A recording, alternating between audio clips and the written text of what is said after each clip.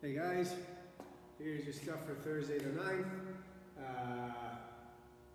Should be a good one. It's going to have some heavy stuff and some weights in the middle and the strength, and then you're going to have a kind of a body weight workout, right? So you're going to go warm up, pretty straightforward. You're going to do 30 jumping jacks.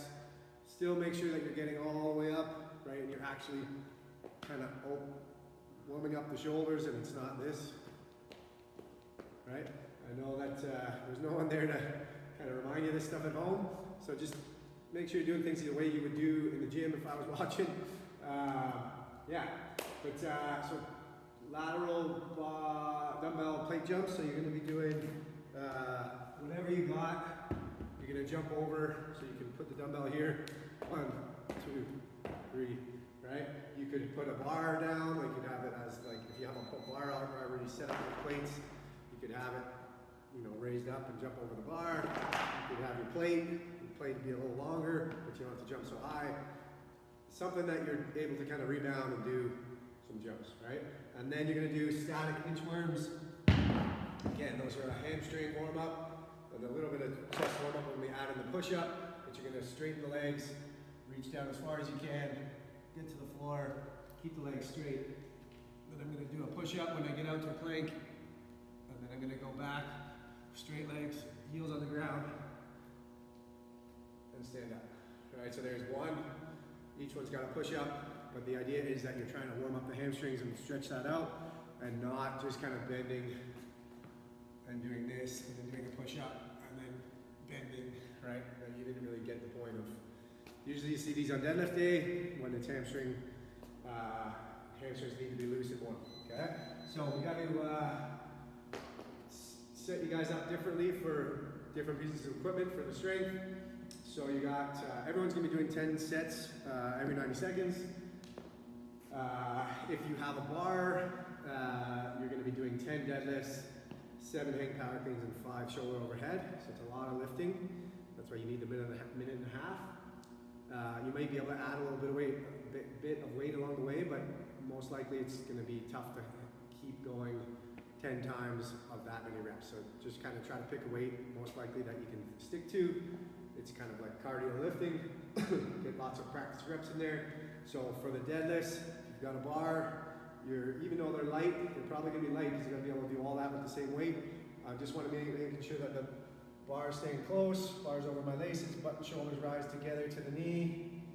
And then once I get to the knee, the chest comes up and I'm kind of dragging the thigh. So it's button shoulders come up and stand all the way up. Right, so if you look at the side view of that bar, it should be going in a pretty straight line when it's not kind of out and around the leg.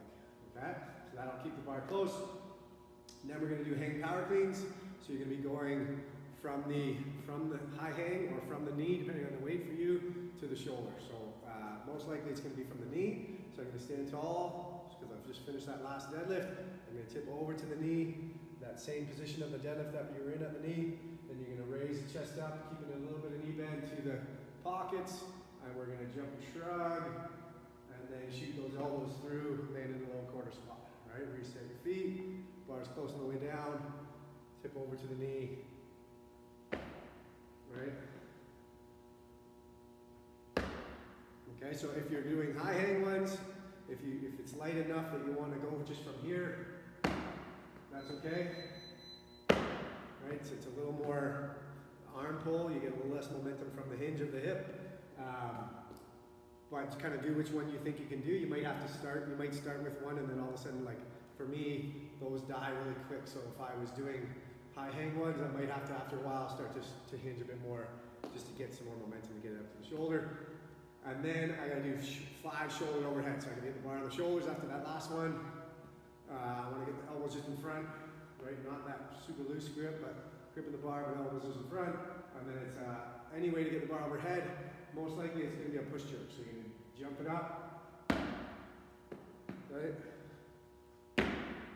So it's probably not going to be so heavy that it's like split jerks or anything. Probably going to be a little tired at that point that you're probably not going to be able to do push presses. But you can do those if you need to, or if you can, but probably means you could go up and weight the next set. Yeah, so you should be able to do the whole set unbroken. So you can't do you know, 10 deadlifts, drop it, pick it up and do the 7 and drop it and do the 5, drop it. The idea is it's an unbroken set. Okay, so find a way that you think you can do that all. If you want to adjust a little bit along the way, kind of by feel, like if you realize it's too heavy, drop it. If you realize it's too light, raise it. But yeah, that's if you have weights, right? So if you don't have weights, I mean barbell and plates, you're using kettlebells or dumbbells. So if I've got one dumbbell, like I know most of you guys have at least, I would be doing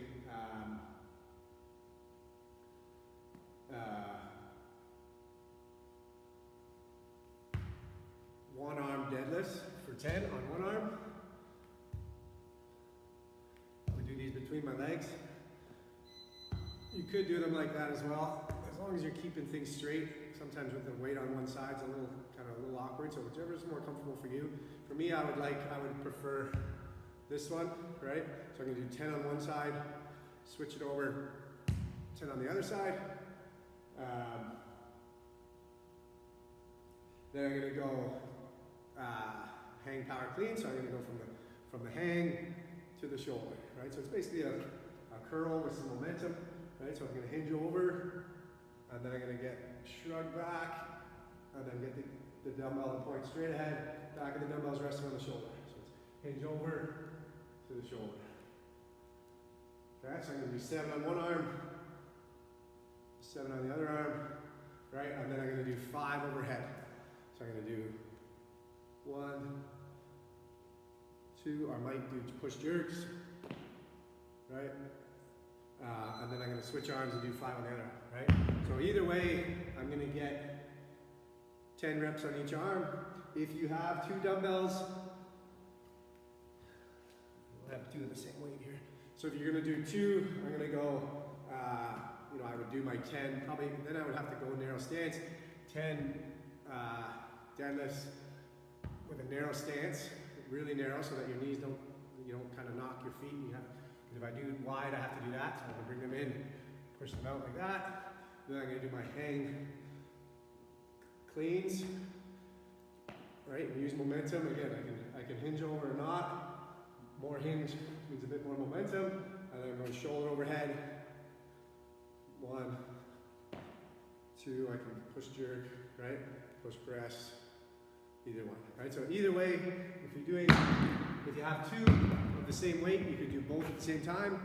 If you have 1, you're going to do 10 on one and 10 on the other, or just split it up. So it's 10, 7, 5. You're going to do one side then the other. Yeah, where'd my kettlebell go? 1 second.